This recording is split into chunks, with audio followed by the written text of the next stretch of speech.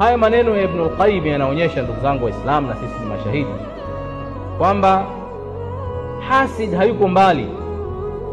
Hasid ni ndugu yako, hasid ni rafiki yako, hasid ni jirani yako, hasid ni mfanyabiashara mwenzako, hasid ni mkulima mwenzako, mna mashamba pembeni mmepakana.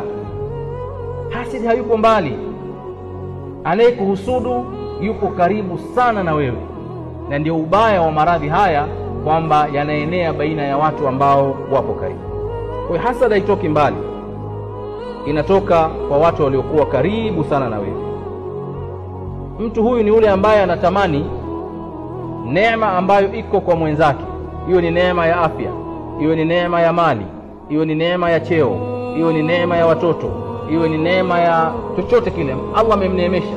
Huyu hasid katika kundi la kwanza anatamani